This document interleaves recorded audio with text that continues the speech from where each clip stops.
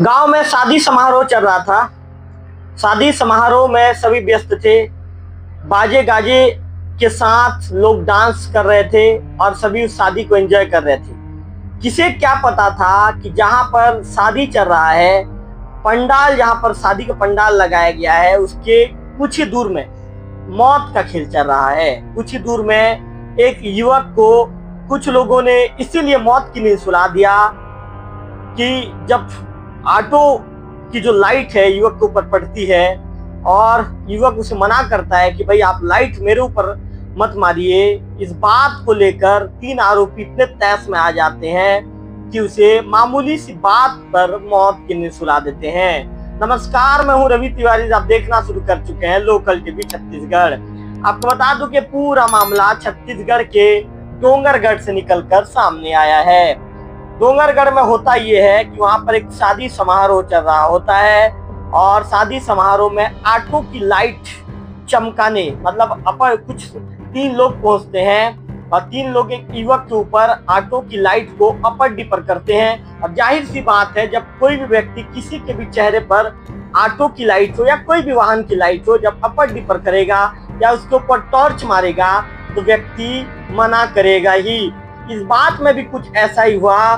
जो मृतक है, मृतक का नाम भोजलाल है। भोजलाल नेताम नाम का युवक संबंधित 3 आरोपियों को मना करता है कि भाई आप मेरे ऊपर ऑटो की लाइट क्यों चमका रहे हैं, आप मेरे ऊपर अपर डिपर क्यों कर रहे हैं। मात्र इतनी सी बात होती है और इतनी सी बात के बाद आरोपी तैश में आ जाते हैं और तैश में आने के बाद दोनों आरोपी भोजलाल के हाथ को पकड़ते हैं और तीसरा आरोपी उसके ऊपर एक नुकीले वस्तु से वार कर देता है और वार करने के बाद भोजलाल की वहां पर मौत हो जाती है।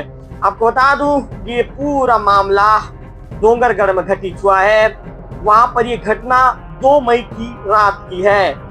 वहां पर एक गांव है, ग्राम अछोली। अछोली में प्राथमिक स्कूल है और प्राथमिक स्कूल के पास एक शादी समारोह चल रहा था। इसी दौरान शादी समारोह के पंडाल के पीछे स्कूल भवन के बरामदे में एक व्यक्ति जब पंडाल के पीछे जाता है तो व्यक्ति खून से सनी एक लाश देखता है और खून से सनी लाश देखने के बाद वह घबरा जाता है और चीखते चिल्लाते शादी समारोह में पहुंचता है और पूरी कहानी बताता है कि पंडाल के पीछे में एक युवक की खून से सनी लाश पड़ी हुई है। इसके बाद मामले की सूचना ग्रामीणों के द्वारा डायल 112 के माध्यम से पुलिस को दी जाती है। सूचना मिलने के बाद पुलिस की टीम मौके पर पहुंचती है। घटना के समय में लोग शादी समारोह में नाचने में व्यस्त थे। बाजे गाजे की आवाज के चलते यदि संबंधित जो मृतक युवक है वो चीखा भी होगा, चिल्लाया भी होगा, तो उसकी आवाज शादी समारोह के चलते बाहर नहीं आ पाई और जिसके चलते उसने दम तोड़ दिया। आपको बता दूं कि किसी को इस विवाद के संबंध में कोई जानकारी भी नहीं हो पाई। जब कुछ देर के बाद वहां कुछ लोगों ने लाश देखा तब जाकर इसकी सूचना पुलिस को दी गई। मौके पर पुलिस जब पहुंचती है तो अपनी जांच शुरू कर देती है। आसपास के लोगों से पुलिस पूछताछ करती है। पुलिस पूछती है क्या इसके विषय में किसी को कोई जानकारी है। वहीं कुछ देर के बाद पुलिस के पूछताछ में क्लियर ये होता है कि मृतक जो है उसका नाम भीमलाल नेताम है। शुरुआती जांच में ये पता चलता है कि उसकी चाकू मारकर हत्या कर दी गई है। इस पर पुलिस हत्या का मामला दर्ज करती है और इसके बाद पुलिस अज्ञात आरोपियों की तफ्तीश तेज कर देती है। इस दौरान डोंगरगढ़ पुलिस जब जांच पड़ताल कर रही होती है तो पुलिस को ये पता चलता है कि जो घटना वाले दिन भीमलाल के साथ जो 3 युवक थे ये ऑटो में गांव में पहुंचे हुए थे। पुलिस को जब इस मामले की जब पहले स्टेप की जानकारी जब पुलिस को मिलती है तो इसके बाद पुलिस अपनी जांच तेज कर देती है।